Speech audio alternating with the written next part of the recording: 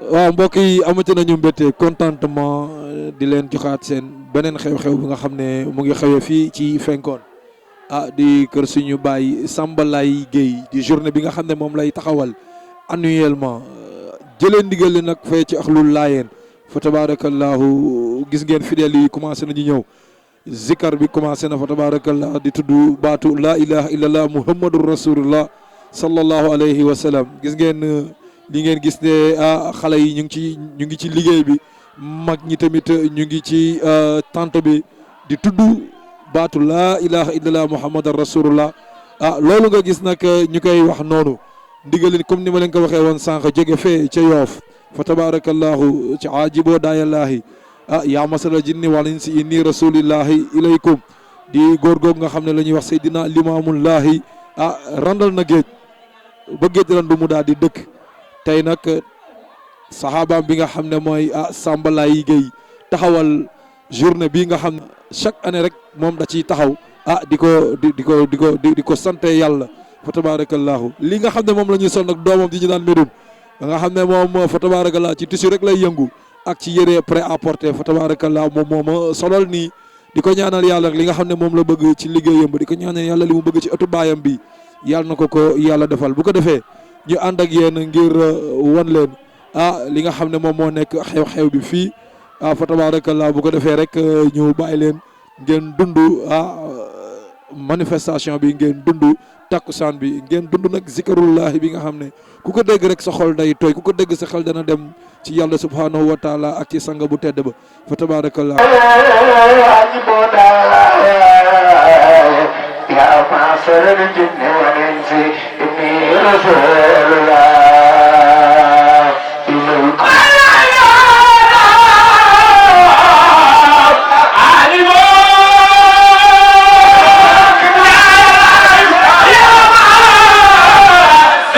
kon mbokk yi comme niñ leen ko waxee woon sànq rek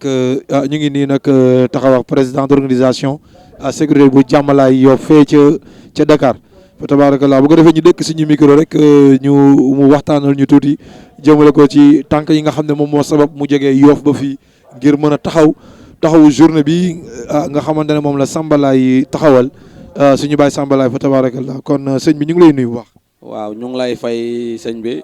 tur bi nan la. Djibril Sarr la dëkk Yoff nekk ci mouvement jàmmalaay sécurité gannaaw loolu di sant sunu borom bu baax di wax bismillahi rahmaani rahim auzu billahi mina seytaani rajim la xawla wala quwwata illa billahi al azim di julli si Seydina Limaamul Mahdil Muntasar di ñaanal Serif Abdoulahi yàlla yàggal ka fi defal ka njaboot ak Seydina Limaamu gépp nuyoo baa ngi noonu di nuyu ñëpp. waaw kon sëñ bi gis nañ ne taxawaay bi ngeen ci am. ngeen jógee Yoff ñëw ci programme bi nga xam ne moom mooy journée bi nga xam ne ñu ngi koy def annuellement ñu gis ci seen taxawaay bu baax ci ndigalu sëriñ bi ngeen fi ñëwee wala. yàlla dafa def sunu papa ji ne ci biir Pape Bac kun naan Matar Samba di sunu président mooy président jàmmalaay sécurité yàlla dogal goroom la itam ñu am ay membres yoo xam ne ñu ngi fii ci Bargny yàlla def moom ci boppam. moom moo ñu boole góor gi nanu kat dafa bëgg ñuy ñëw ci programme am di ko taxawu ci sécurité bi ak ci organisation bi yàlla def nag jàmmalaay sécurité am 3 volets yoo xam ne ci la ñuy yëngu muy sécurité sociale ak entretien léegi nag ci wàllu social bi muy wàllu waañ wi tey dana am ay éléments yoo xamante ne ñoom seen lépp waañ la mooy jibi sama turandoo moom booy xool moo jiite waañ wi bi mu ñëwee nag sunu papa ju baax ji jël waañ wi teg ci loxoom. mu di ko diriger ñu nit ñu ñëw di ko teg loxo sabab bi nag defe naa loolu la Matar moo nu boole góor gi te comme góor gi yàlla dafa def mu oote jëm ci diine te ay ndaw lan mu oonu ci kaa leen ut aw yiw defe naa ku la oo ci ut aw yiw defe naa yéene na la aljana kon góor gi bu nu oowee ñun ñu ne ay ndaw mu taxawal lu mel nii oonu si dañ ciy sawar parce que si lii rek la ñuy yëngu ñun boo demee Yoff ñaan yi fay am appel gàmmu lépp lu fa am ci taxawaay bi nga xam ne moom lañ taxawee fii taxawaay bu ko raw lan fay am kon góor gi bu nu owee ci lii duñ sawar lu dul ñëw xanaa di ko ñaanal rek yàlla jàppale ka yokk ay xéewalam ba yéene yi mu am ci lii yàlla mottali ko si barkeb Seydina Limaamu ñëween di rek topp programme bi tey ñu ngi ni taxaw nag suñu Badiane Laye nag moom moo géré waañ bi lu ci jëm ci wàllu togg ak berne yëpp waaye teg ci tamit di présidente daayira bi aussi bu ko defee ñu dégg ko micro bi rek mu andi ay leeral jëmale ko ci tabaarakallaahu jëmale ko ci waañ bi jëmale ko ci daayira bi yaay booy ñu ngi lay nuyu bu baax. ñu ngi lay delloo nuyoo. tabaarakallah yaay mu mel ni di jëm ci wàllu daayira bi ñu njëkkee ci loolu taxawaay bi nga xam ne moom nga am ci daayira bi. Gannaaw ba ngi sant yàlla jul si yonent bi alayhi salaatu wasalaam ñu ngi ñaan yàlla nangul ñu di am kontaan di am mbégte si wuy sa bi ngeen ñu wuy si fii di kontaan lool sax si wat si ñëw bi di ñaan yàlla nangul ñu ci barki bés bi man maay présidente daayira bi na dëgg yàlla man maa jiite ngi jiital ma vraiment jox ma lépp ma féetewoo lépp man nangu ko tamit xam na tamit dogal suñu borom la maa koy sant yàlla bu baax si njiit ma jiital fu mu ne nii njiit dafa metti waaye wax dëgg yàlla njiit gu mel nii dañ ci sant yàlla mënoon nañu jiital leneen te yàlla dëgg yàlla bu njiitalee daayira kon nag dañ koy sant yàlla di ñaan yàlla nangul ñu waaw di wax ne amuñu lenn loo xamante lu ëpp bés bii la muy journée Seydina Limaamu alayhi salaatu wasalaam bi dañ ko bëgg fonk ko bëgg suñu xol ba tax ne fu nekk bés bi lu mu laaj rek dañ ko koy jox fu mu ne nii xeebuñu si dara te dawuñu si dara te wax dëgg yàlla barkeel daal journée fu nekk la journée bu am solo si ñun waaw journée bu am solo si ñun fu ne nii. fu mu toll nii yaay booy programme bi nga xam ne moom la daayira bi amee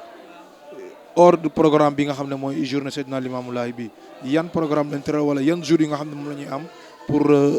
taxaw ci di def ay daayira ban bés la ñu tànn bés boobu daal. waaw parce que daayira bi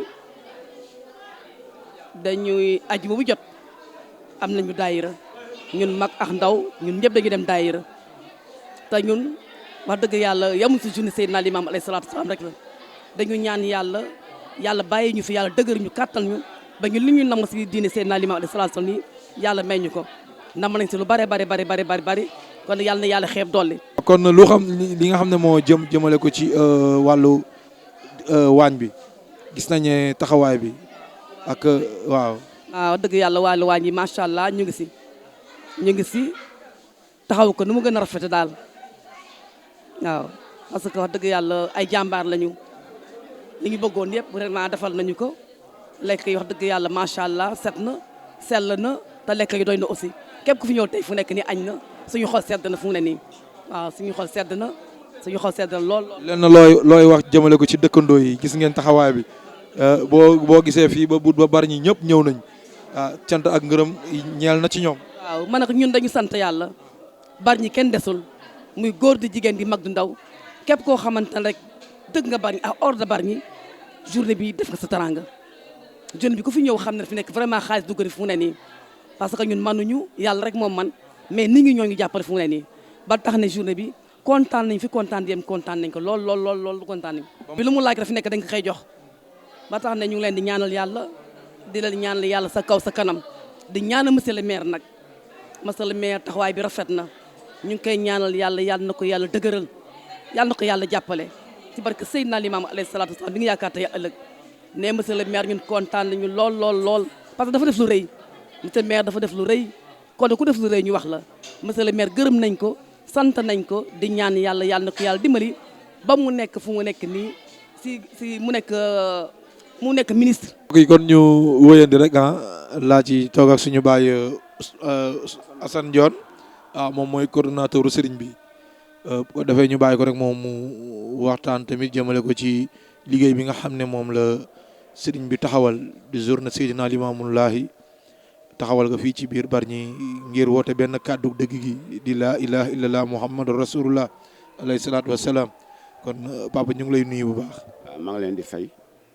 di leen sant di leen gërëm waaw mission bi nag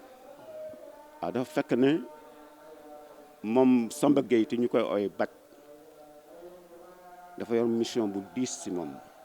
mu di kenn yàlla gi ak laa ilaha illallah loolu la gëm te loolu lay def toujours moom daal yàlla rek la yàlla kese lay waxal kooku nag neex na jàppale parce que ñun ñëpp si yàlla la ñuy jóge si la ñuy dellu donc kuy woote pour jëm si yàlla àndal ak moom loolu moo tax ñu ànd ak moom pour jàppale ko si mission boobu mu yor loolu rek la parce que si diine lañ nekk amul Laayeen Tijaan Ñaseen murit ñëpp lañu soxla parce que si diine lañ jëm si yàlla lañ jëm ku jëm si yàlla nag mën nga ndax ku nekk bu baax waaw loolu daal moo tax ñu koy jàppale si bés bi di ko jàppale si lépp waaw di si sant yàlla di si gis suñu bopp aussi waaw di si gis suñu bopp bu baax loolu nag ñu ngi ko si sant moom Bac di si sant ay doomam di sant ñëpp waaw fi ne daal macha allah alhamdulilahi rabbil alamin ñu ngi xam ne daal ne si diine lañ jëm si diine la ñuy yëngu waaw. maa ne seen xamel yàgg na lool de. waaye yàgg na trop depuis école on est des amis d'enfance depuis école la ñuy ànd Tëngéej ba ni ñu màggee am 18 ans 19 ans 20 ans ma dem armée man pour man sax mu nga France parce que Bac c'est un grand intellectuel man pour man mu nga France mais bu ñu un jour mais sport ñu daje man maa ko xamee ma moom xamee wu ma nuyu ko gisam ko nii mu ne ma mais kii kan la kii daal Assane Dione la man doon Bac beneen copain bu nekk États-Unis après ñu dajawaat si la ñëw fii nag si la commencé ñëw si këram mu wax ma boppam wax ma léppam ma xamal ko lépp parce que xamal naa ko lépp moom xamal na ma lépp man tamit donc mu nekk lu am solo sama diggante moom du question diine c'est une relation boo xam ne man ak moom c'est une relation franche très franche maa ngi moom daal ay góor lañu ñu ànd waaw dafa yàgg.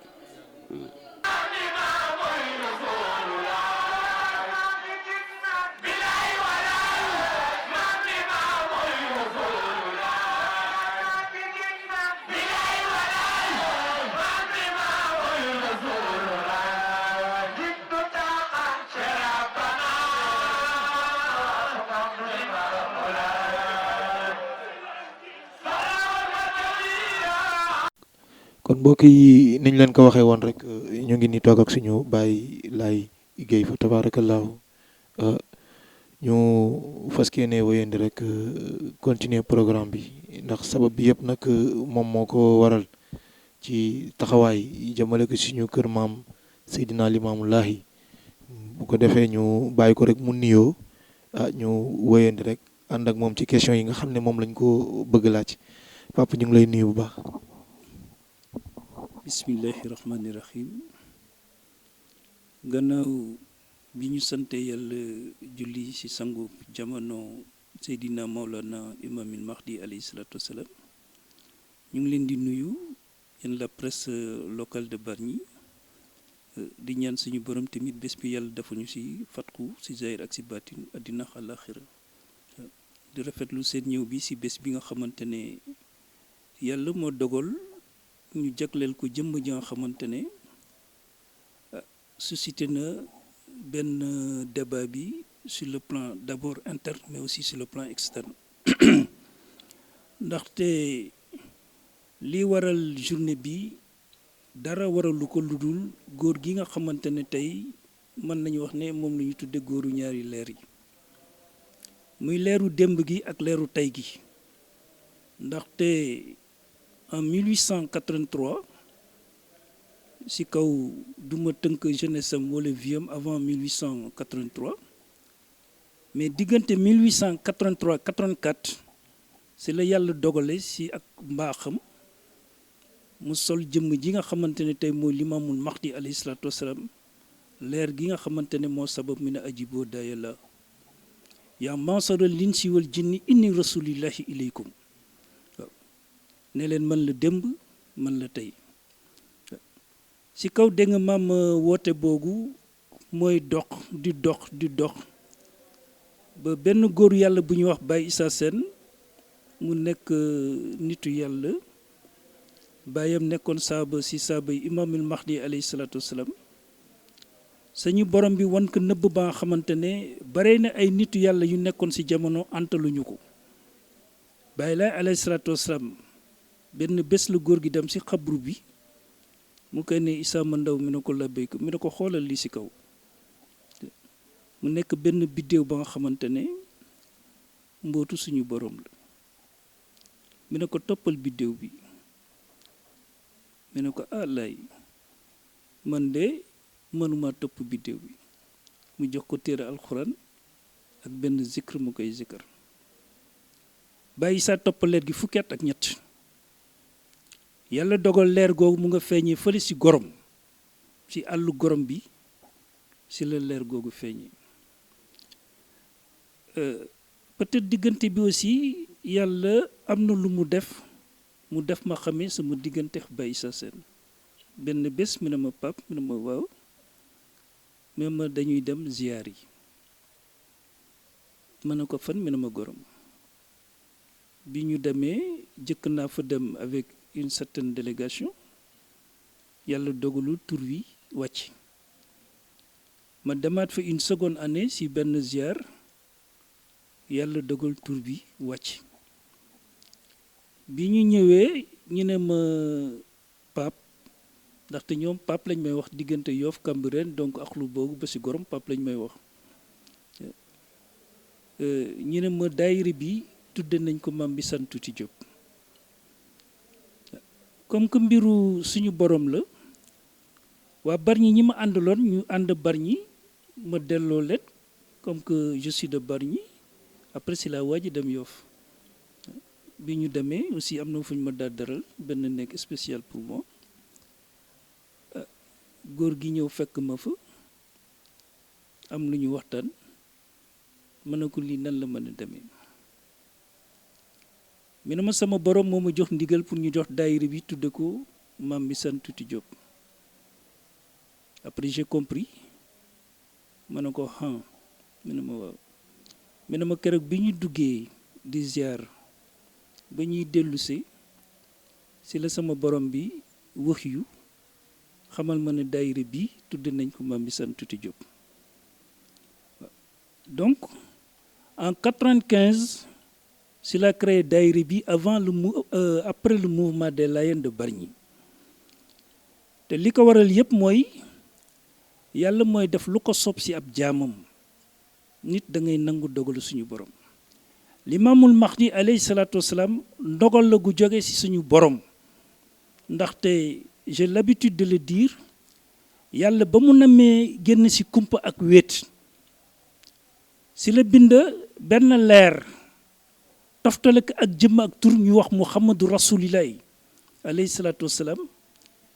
ngir mu seede yàlla si namel seede yàlla si ndogal mais tamit mu seede yàlla dégg maam si dëgg moo tax Muhammad c'est le prophète de la loi c'est le prophète aussi de la voie muy siratal mustaqim mais aussi c'est le prophète même de la vérité ndaxte y a deux sciences la science de l'écriture et la science même de la certitude Rasulillahi nabi ummi la ba mu nekk nabi rasul si la nekk nabi waxyu si la nekk nabi mursal donc le problème qui se pose mooy lan la nit ku ñuul di xeebe peut-être ab yonante feeñ si ñoom si kaw der bu ñuul donte loogu mu ngi ko jële barsak ndaxte secret divin la ndaxte charia muhammadiya am na tarixatul muhammadiya am na marifatul muhammadiya am na xaqiqatul muhammadiya am na waaw donc tey firi mi moo indi blocage yi wala moo indi rupture bi diggante doomu aadama ak ayay suñu borom bi mais le problème de xaatimu nabiyina wa imamul mursalin encore une fois de plus ab yonant dootul ñëwati gannaaw Muhammad alayhi salaatu wasalaam mais kii ñëw gannaaw Muhammad mooy aji bind ji aji dund gi aji sañ-sañ bi aji atte bi ndaxte yàlla moo antal rasulillahi alayhi salaatu wasalaam mais keneen ku dul yàlla antaluloo Muhammad alayhi salaatu wasalaam donc tey Muhammad il est là yàlla moo ko bind pour la réforme de ce bas monde là mais yàlla tamit moo ko bind kir mu waajal dégg nga maam loo de la ndaxte ñeenti gis-gis wala ñetti gis-gis ñeenti gis-gis la ko yàlla jox gis-gisu sharia gis-gisu tarixa gis-gisu marifa ak gis-gisu xaqiqa waaw donc où est le problème mbisaan mi ngi may laaj yàlla moo yëkkati si ay mbootam mu nekk ndogal ga nga xamante ne moo ko jox Seydina Imamil Mahdi alayhi salaatu wasalaam Imamil Mahdi alayhi salaam di jox ko Mame Mbissane jox ko Baye Issa Sène Baye Issa Sène jox ma ko man mii di wax ak yow mi donc tey mu fekki dëkk ba nga xamante ne dafa am ce que j'appelle un statut prophétique muy Bargny ndaxte bu ñuy wax ne Bargny mooy sama ndabal reer ab yonant wax ko baat boogu baatu baatin la baatu xaybu la waaw tey nag bu ñu créé kaamilu Baye Laye journée Imamil Mahdi alayhi salatu wassalam bon peut-être ba fas yéene dugg sur le dernier projet de l'histoire de l'humanité muy le projet du Mahdi ñun dañuy am mbégte rek ci kaw ñëw gi ngeen fi ñëw ngir fas yéene laaye biir donte temps bi permettre ma pour que mu dugg en profondeur ci li may junj nii mais dafa doy ci xel peut-être comme ni ñu koy wax ne kan mooy Muhammad alayhi salatu wassalam ndaxte Muhammad alayhi salatu wassalam mu ngi ñetti identité am na li ñuy tuddee une identité physique une identité terrestre et une identité spirituelle waaw ñetti identité yow bu fekkee ne dafa échappé kan fourier yi wala dégg nga maam wàllu yi wala dégg nga maam xutbu yi mais de grâce qu'on nous épargne un débat ba nga xamante ni c'est inutile et non avenu ndaxte yonent bi kenn la rasulilaay nabi alamiya la te pour que mu nekk nabi alamiya il faut que d'abord mu maîtriser la connaissance le pouvoir et le jugement ndaxte yàlla moo ko bind kii nga mu noot bakkaar yi doomu aadama yi yàlla moo ko bind tamit pour mu noot atteb yàlla ci jaam yi ba nag tey bu waxee wax bu rëy boobu ici à Bargny mu nekk dëkk bu ñu xamee ci xam-xam ci ngor ci sutura ci jom ci yërmande ci ak mbaax kóllëre googu warul mën a dañ fi ba ilaa yawmi diin ndaxte képp kuy borom xam-xam fii ci Sénégal et ailleurs war nga xam ne Bargny dëkku baatin la lu muy tuut bokk ni ci dëkk yi nga xamante ni moo gën a màgg ci dëkk yi yàlla bind ndaxte je l'ai dit tout à l'heure à monsieur le maire Jérusalem Makkatal Mukarram Medinatul Munawara Bargny Gorom Yoff bokk ni ci dëkk yi nga xamante ne dëkk yu màgg la ndaxte lan mooy nubuwa lan mooy wilaya lan mooy xitma lan mooy dégg nga maam xam-xam loolu yépp il faudrait que ñu toogaat ci waxtaane ko parce que ñu ngi julli ñu ngi woor ñu ngi génn asaka ñu ngi dem Makka mais dafa mel ni tey la kéefër gi gën a màgg tey la cofeelu yàlla gën a rafle tey la ngëm gën a tuumuranke ndaxte ngëm yàlla daf ko sedd ci aw turam ak i meloom ak i dogalam ngëm ak tawxit ngëm ak ndogal ak ngëm ak yàkkin ñett yoogu muy ñetti axlu yi may faral di wax muy axlul iman axlul islam ak axlul insan ñetti dimension yoogu mooy li ñuy tudd diin ndaxte diin mooy gis-gis bi yàlla am tey ci boppam ak gis-gis bi am yàlla ci am ci jamono ak gis-gis yi yàlla am dégg nga maam ci doomu aadama donc le Dieu de la vie muy yàlla ji joxe dund mooy yàlla ji joxe dee mooy yàlla ji joxe dekki mooy yàlla gi nga xamante ne tey mooy joxe atem nan la nit ñi di comporté woo ci kaw diir bi ñu yàlla bu jox fi ñu juddoo ba fi ñuy tase moom nan la nit ñi ak seeni cër di comporté woo par rapport ak tur suñu borom melo yàlla yi atte yàlla yi ak dogal suñu borom ba nag tey su fekkee ne tey dañu bëgg a créer une prophétie qui n'existe pas ou bien inventer un prophète qui n'existe pas loolu il faut que ñu wax ci débat bi ci kaw yar ak i teggin ndaxte rasulillah alayhi salatu wasalaam yàlla moo ko ne Muhammad mi ne ko labbayku mi ne ko na nga jottali diine ji ci kaw yar ak i teggin ak tamit jikko yu rafet waaw donc tey jikko yoogu ak yar ak teggin boobu peut-être du ma def un procès mais quand même c'est un constat gis nañ ne dafa xaw a tumuranke te comme je ma koy wax il faut ñu toogaat ñu defaat une relecture maanaam xoolaat démb ndaxte absence consensus bi am diggante identité Muhammad alayhi salaatu wa salaam ak intégrité Muhammad alayhi salaatu wa salaam il faut que ulema yi ak borom xam-xam yi ak borom xel yi réfléchir ci en profondeur ndaxte yàlla soxlawul béton ak fer soxlawul ay jàkk jumaa te xol yi gën a lëndëm géej wala dégg nga maam xol yi di gën a lëndëm yàlla li mu soxla ci doomu aadama xol kese la ak sellate ndaxte dañuy faral wax ne xam-xam bu àndul ak cofeelu yàlla ngay jaamu xërëm te ànd ak cofeel sa moom moo ko ëpp doole moo tax ma la koy junj nii ndaxte c'est un débat que nous avons engagé ndax wooteb imaamil Mahdi alayhi salaatu salaam dëgg la wala ay lépp ndax góor gi dañ ko sol dafa nekkoon ci aal wala maxama des trucs comme ça nous y reviendrons parce que journée bi ñuy def sàkkuñu ci lu dul yàlla yërëm ñu jéggal ñu àddina ak àllaaxira li ñu rëccale moo xam ñu xam ko moo xam ñu ñàkk ko xam ndaxte bu ma nee c'est un Dieu qui souffre moom moo ko wax wa ma xaddarullaaha xaqa xadrihi aaya boogu kese war na interpeller borom xam-xam yi yàlla lu tax tey donte doy la na coobarey doomu aadama yi lu tax muy ne doomu aadama di dëgg teguñu man tey yàlla fu mu nekk qu'est-ce qui se passe parce que tey je crois que bu ñuy jaamu yàlla du àjjana ak safara je pense que yàlla ba muy bind àjjana wala safara loogu taxuloon mu bind doomu aadama mais au-delà de safara àjjana jan yàlla moo ñu jox la vie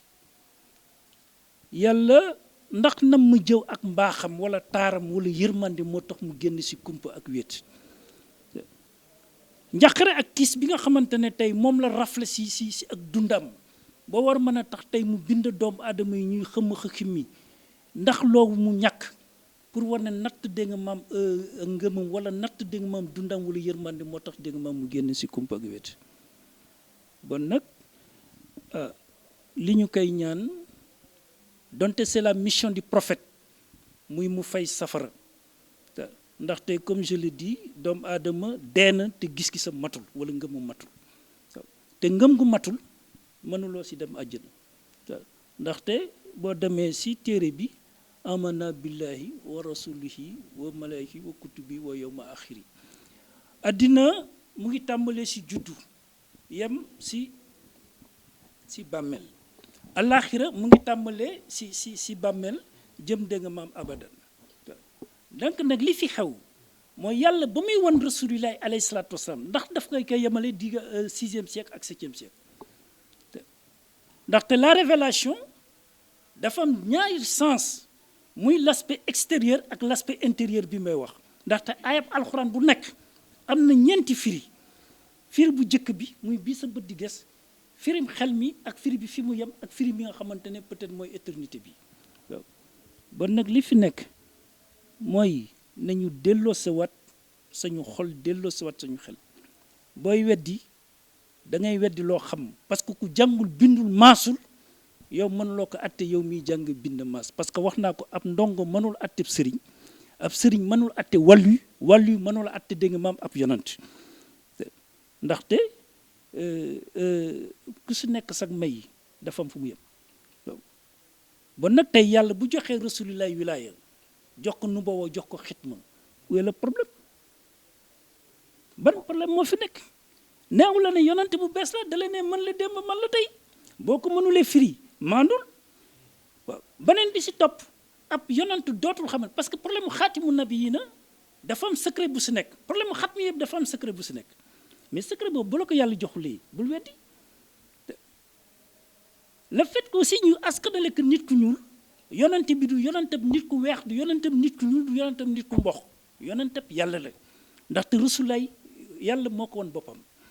wanu ko Amina Abdallah Abdul Muttalib wala des trucs comme ça yàlla moo ko wan boppam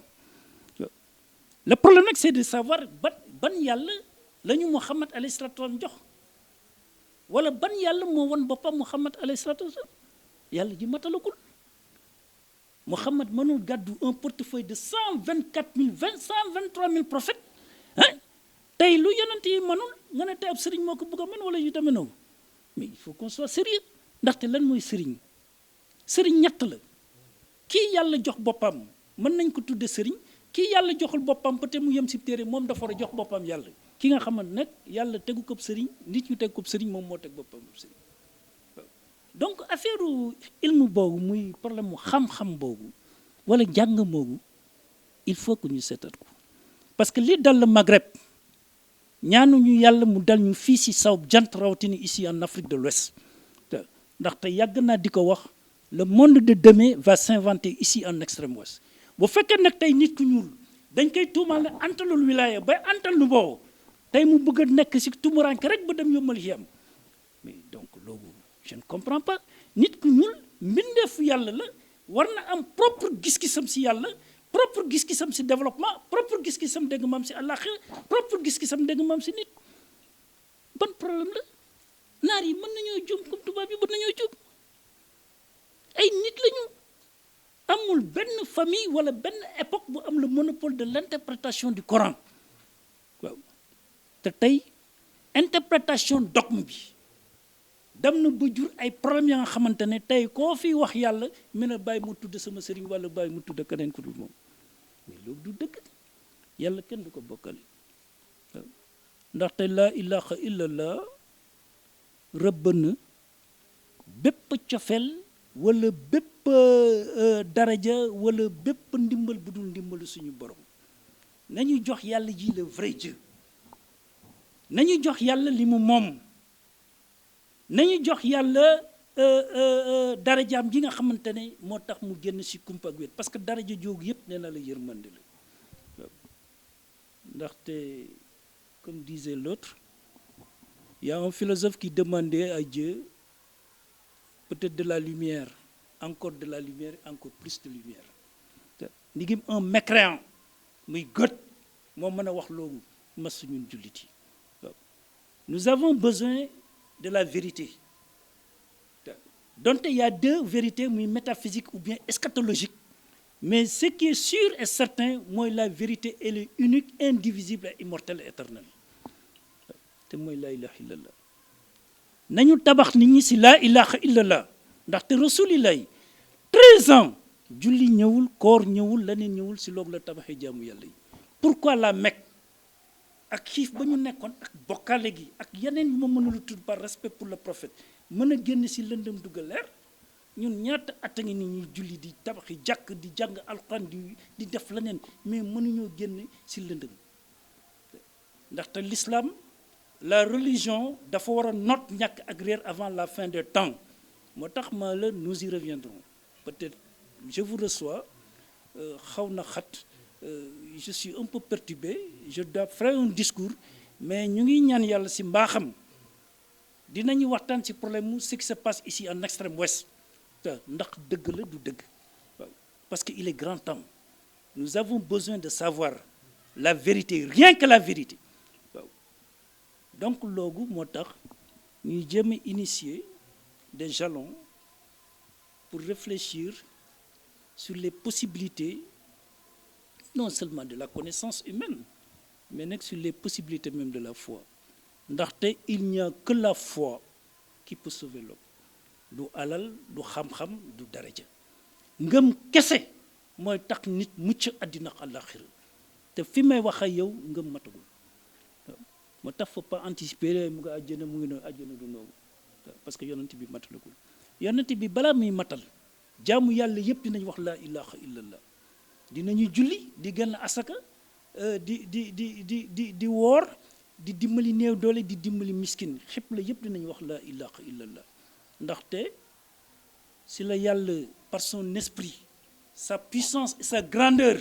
si la yàlla di conquérir l'Occident et l'Orient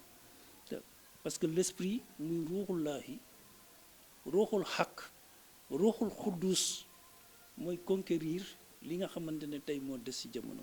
parce que tey boo fi tabaxee ay béton et fer te nit ki tabaxuloo ko nekkul ak nit leneen loo fa teg bu nekk leen nit tamit dafay yàqu donc li am solo mooy nga tabax doomu aadama fexe ba mu nekk nit ku ràññee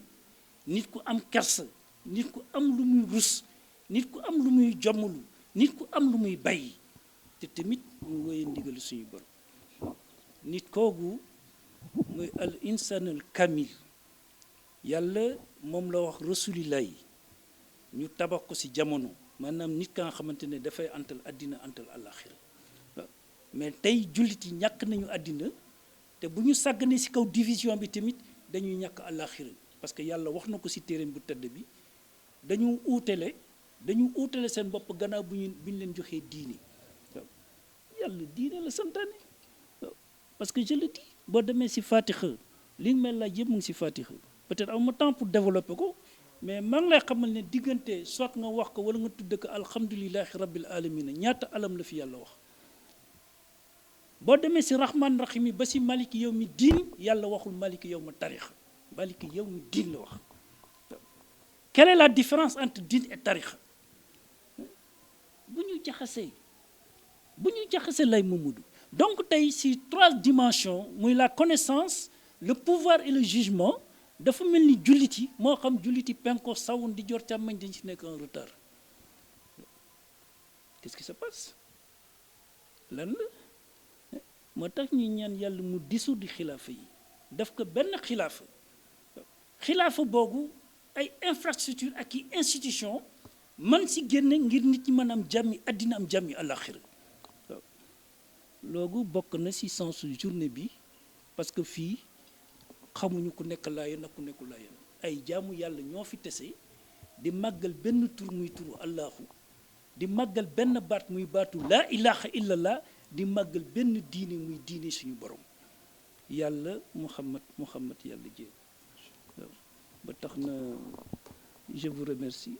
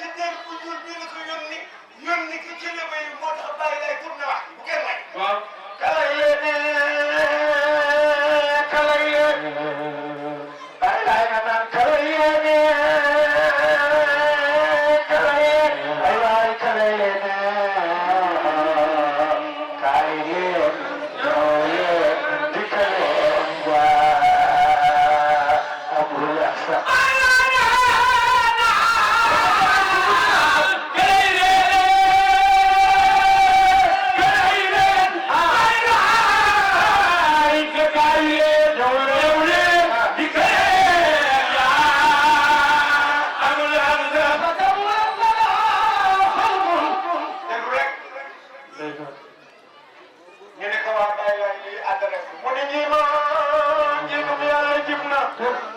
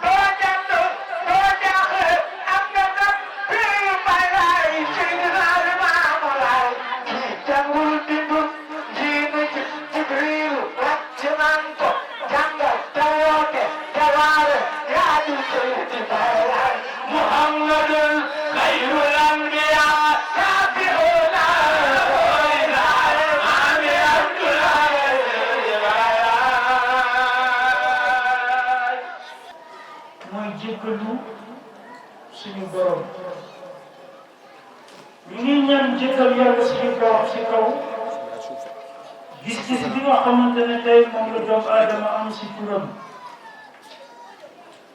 ñu ngi ñaan jéggal suñu borom si kaw gis-gis bi nga xamante ne tey doomu aadama moom la am si melo yàlla yi ñu ngi ñaan jéggal yàlla suñu borom ñu rabbul samawaat rabbul layli wa nahaar gis-gis bi nga xamante ne tey moom la doomu aadama yi am si ay ndogalam ndaxte yàlla bu bindee nit nga bëgg boppam fi ba maliki yawmi diin loolu su ko yàlla may koy xalaat war na seet lu tax yàlla nëbbal sa bopp ndaxte dañu ne doomu aadama bés bi mu juddoo ak bés bi muy demee àllaaxira ak bés bi nga xamante ne tey moom lay dekkee ñu atte ko s'il vous plaît bokk na si natt yi nga xamante ne moo gën a tax bi yàlla bindee doomu aadama muy bés bi nga xamante ne moom la doomu aadama juddoo bés bi nga xamante ne si lay dee ak bés bi nga xamante ne si lay dekki mu nekk ñetti événement yoo xamante ne dafa bokk si dundu doomu aadama ndaxte lan lañ koy atte par rapport ak juddoom wa illaa lan lañ koy atte par rapport ak dogal suñu borom wa illaa lan lañ koy atte ak par rapport dogalu atte suñu borom encore une fois de plus ñu ngi yeesalaat suñu ngëm ak suñu jébbal si suñu borom si barki imaamil Mahdi alayhi salaatu wasalaam ndaxte duñu day di ko wax la mission du prophète Seydina Mohammed alayhi salaatu wasalaam si ñetti dimension lañ koy tënkee ndaxte Rasulullah alayhi salaatu wasalaam ba ko yàlla wax yoo Makkatal Mukarram li mu ko njëkk a wan mooy essence yàlla maanaam melo yàlla yàlla nan la mel ndaxte soo demee si suratul Ixlaas yàlla mu ngi xamal Rasulullah qul huwallahu ahad allahu samad lam yalid walam yulad walam yakun lahu kufuwan ahad si la yàlla wone boppam nga dem si li ñuy tudde umul kitab muy bismillahi rahmani rahim moo xam bismillahi rahmani rahim moo xam ñu beral ko wa illaa nga tudde ko si suuf mais boo tàmbali si alhamdulilah rabbil alamin muy cant nga xamante ne yàlla gannaaw bu mu cantloo boppam doomu aadama mu tàmbalee si anbiya yi mu wàcc si arifina billahi awliyaay rahman yi ba si xutbu yi cant yoobu yëpp yàlla daf ko jëlaat ceel ko boppam ndaxte li nga xamante ne tey mooy alam yi rasulullah par rapport ak alamul mulk Muhammad alayhi salaatu wasalaam par rapport ak alamul malakut Muhammad alayhi salaatu wasalaam par rapport ak alamul jabarut ñetti alam yi nga xamante ne ba si alamul laxut ñetti alam yi nga xamante ne moo tënk nubuwa bi muy alam al mulk alam al malakut alam al jabarut lan la alam yooyu ban jeexital la am si jëmm ji ñuy wax Seydina Muhammad alayhi salaatu wasalaam ban jeexital wala ban impact la am si risaala yi muy lettre bi nga xamante ne moom moo jóge si suñu borom jëm si benn jëmm bu ñuy wax Muhammadu ibnu Abdallah mu dégg ibnu Abdallah bi daf ko rasulillah diggante mbindum yonent bi ak lañu ko yónni muy risaala bi muy la lettre woote bi nga xamante ne yàlla moo ko woote si jëmmam jëmale ko si turam Allah jëmale ko si ay merom jëmale ko si àllaaxira comment se fait-il que donc Mawlana Seydina Imaamul Mahdi ñëw fii si saw jant nee na man la démb man la tey inni rasulillahi ilaykum nii ne moom la nekk si ñaata alam yàlla fay la yàlla fay Muhammad alayhi salaatu wasalaam ban bindeef depuis awal ba axir ma tàmbalee ko si yonente yàlla yi muy Adama jusqu'à Isa ibnu Mariam am na ban bindeef moo xam si ñaata alam la yàlla fay Muhammad alayhi salaatu wasalaam beneen bi muy saar bu gàtt muy suratul Naas بسم الله الرحمن الرحيم قل أعوذ برب الناس مالك الناس إله الناس yàlla nee na maa bind jaam maa leen moom maa di seen borom te tamit man maa leen di àtte donc cela signifie que woote Muhammad alayhi salaatu wa salaam yàlla moo ko tënk si ñetti dimension nan la Muhammad alayhi salaatu wa salaam di taxawal gis-gis bi yàlla am si turam nan la yàlla Seydina Muhammad alayhi salaatu wa salaam di taxawal gis-gis bi yàlla am si ay meloom nan la Seydina Muhammad alayhi salaatu wa salaam di taxawal gis-gis bi yàlla am si ndogal loo tax Baay Laay alayhi salaatu wa salaam di mu ñëwee fii si saw jant yàlla sol ko leer gi nga xamante ne tey mooy war a mën a tax doomu aadama mucc àddina ak àllaaxira ndaxte Muhammad alayhi salaatu wa salaam balaa maliki yawmi diin dana nekk leer ndaxte Muhammad mu nekk ñetti carte d'identité carte d'identité bindu bindeef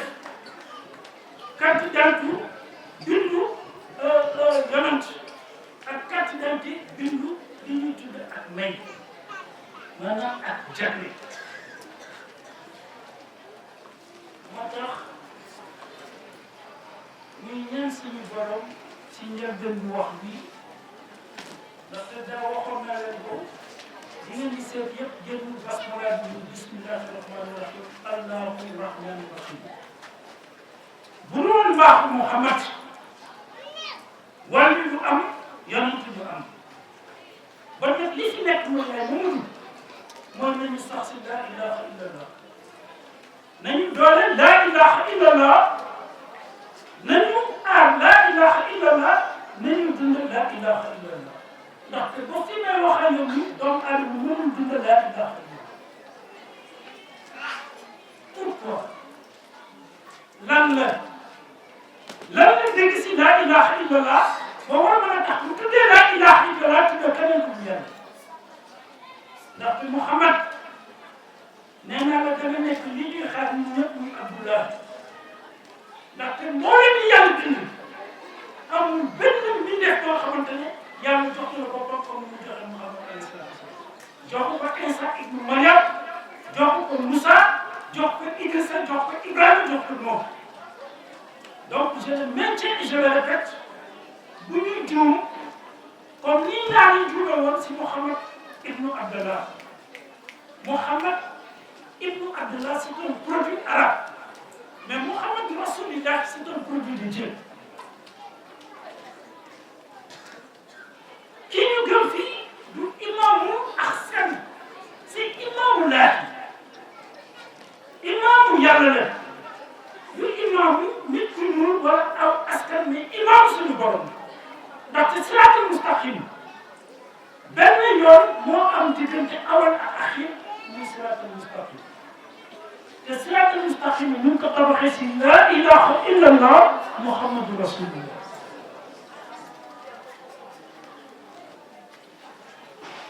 donc li ñuy ñaan mooy kenn ku nekk na nga yeesalaat seen xel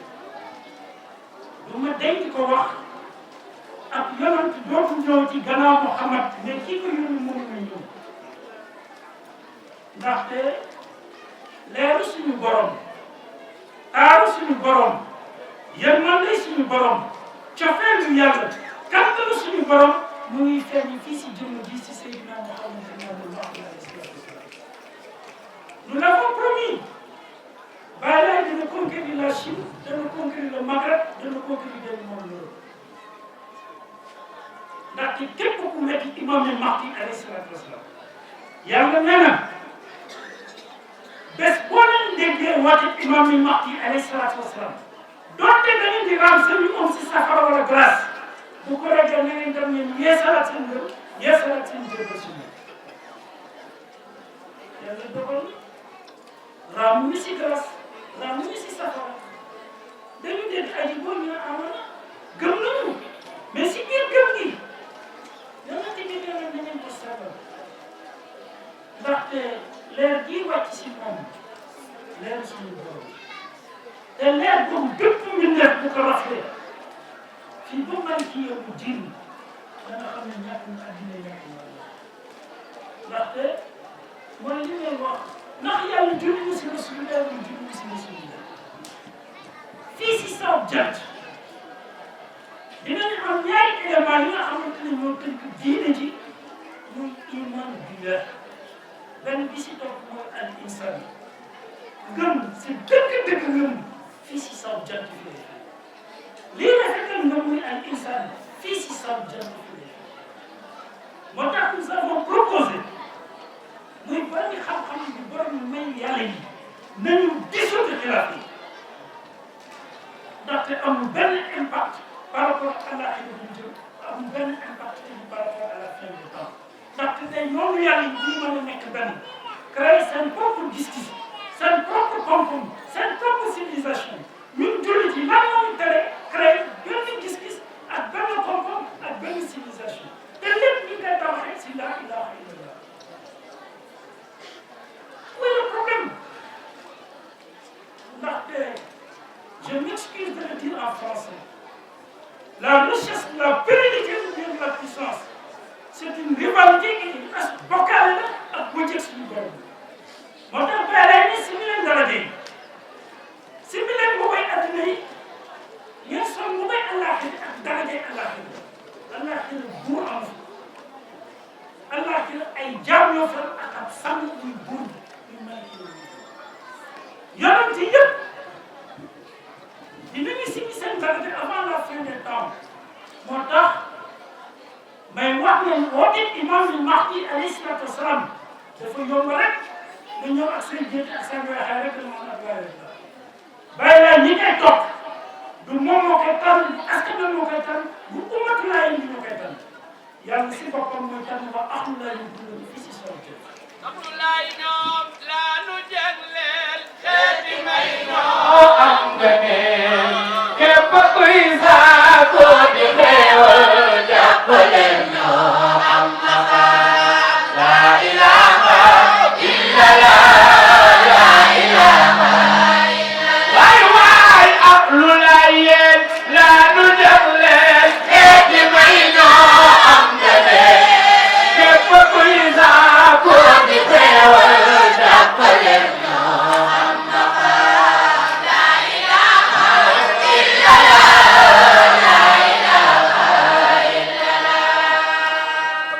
Ici à Bangui,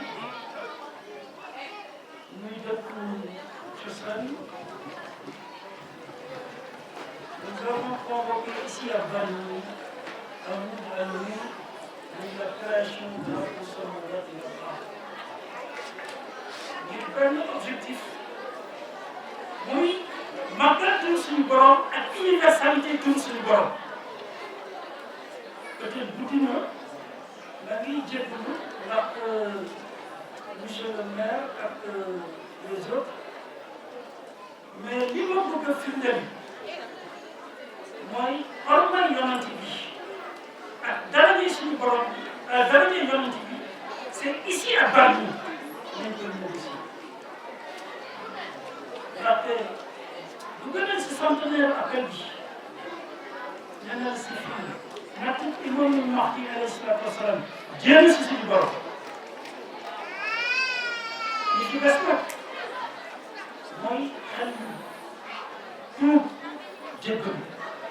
tuubal yonent bi ndaxte fii nii li si nekk si bàkkaar moo ëpp li nekk si yiw ndaxte alxuraan moo koy firi te am loo leer da ngay noppi alxuraan bi waxu yonent waxu buur la boo déglulee waxu yàlla du jàpp ne da ngay jàng tabaaraka ba naasi rek dajale sa mbooloo rek di xaaral rek loolu mos na leen ngeen wax donc c'est ici à Bargny ma koy waxaat bés bii lay foofu dañuy ñaan yàlla ndaxte guddi na en fonction dig bi yàlla def fii si Bargny si kaw jëmm ju sell ju tedd bi muy Bargny mooy sama ndabal reer yàlla jéggal ñu suñu bépp rëcc-rëcc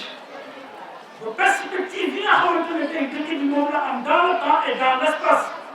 et jusqu'à la fin des temps muy éternité yàlla dogal yërmande ak barke ak sutura fii si dëkk bi ba mu lax si activité bi yëpp ndaxte yàlla mën na ko